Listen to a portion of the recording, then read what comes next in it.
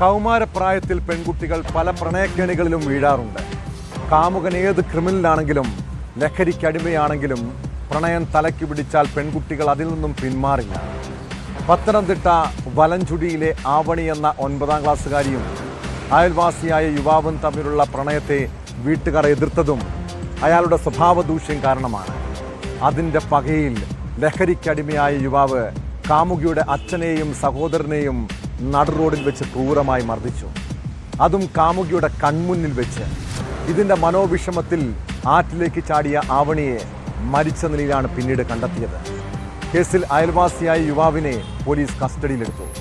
യുവാവ് മകളെ നിരന്തരം ശല്യം ചെയ്തിരുന്നുവെന്ന് ആവണിയുടെ അച്ഛൻ ആരോപിച്ചു.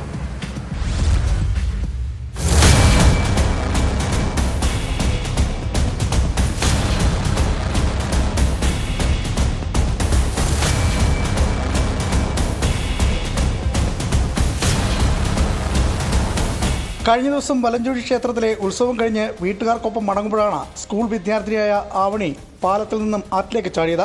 അയൽവാസിയും ആൺസുഹൃത്തുമായ യുവാവ് അച്ഛനെയും സഹോദരനെയും ആക്രമിക്കുന്നത് നേരിൽ കണ്ടതിനെ തുടർന്നായിരുന്നു ആത്മഹത്യ. പെൺകുട്ടിയെ രക്ഷിക്കാൻ ഫയർഫോഴ്സും നാട്ടുകാരും പരിശ്രമം നടത്തിയെങ്കിലും വിഫലമായി.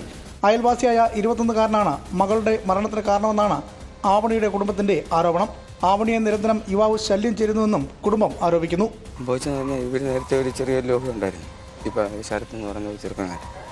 അപ്പോൾ അതിനെപ്പറ്റി ഇവരെന്ത് സംസാരം ഇപ്പോൾ എൻ്റെ മോനെ പഠിച്ചുകൊണ്ടിരിക്കുക, അവനോട് വന്നിട്ടുണ്ടായിരുന്നു. അപ്പോൾ അവനുമായിട്ട് എന്തെങ്കിലും സംസാരം ഉണ്ടായെന്ന് പറഞ്ഞു. അപ്പോൾ എൻ്റെ ഭാര്യ എന്നെ വിളിച്ചു. അങ്ങനെ ഞാനവിടെ ചെല്ലുന്നു. അവിടെ ചെല്ലുന്ന അവിടെ ചീത്ത വിളിക്കുന്നത് ഞാൻ കാണും. എൻ്റെ മോളെ ഈ ആവണി. അപ്പോൾ ഞാൻ അവനെ അടിച്ചപ്പം ഇവൻ്റെ കൂട്ടുകാരന്മാർ ഒത്തിരി പേര് എന്നെ അടിച്ചു. അപ്പോൾ എന്നെ അടിക്കുന്ന കണ്ടുകൊണ്ടാണ് ഇവളെടുത്ത് വെള്ളത്തിൽ ചാടി. ആവണിയെ ശരത്ത് ചീത്ത വിളിച്ചു. അപ്പം ഞാനിത് ഞാൻ ചീത്ത വിളിക്കുന്ന ഞാൻ ഇവനെ അടിച്ചത്. അമ്മയെ സാർ അപ്പം പിടിച്ചു മാറ്റിക്കൊണ്ടുപോയി. ആദ്യത്തെ ഒരു റൗണ്ട് ചീത്ത വിളി കഴിഞ്ഞായിരുന്നു. ഇവന് ഭയങ്കര ശല്യമായിരുന്നു. ഞങ്ങൾ പറഞ്ഞു ഇവിടെ വാർഡ് മെമ്പർമാരോടൊക്കെ പറഞ്ഞ് എല്ലാം നിർത്തലാക്കിയതായിരുന്നു.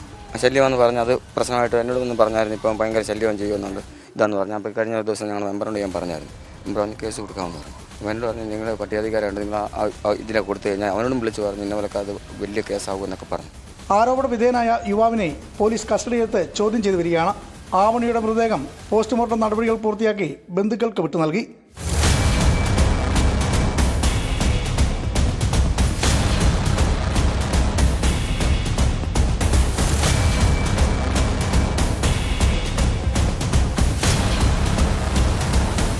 ന്യൂസ് 18 പത്തനംതിട്ട.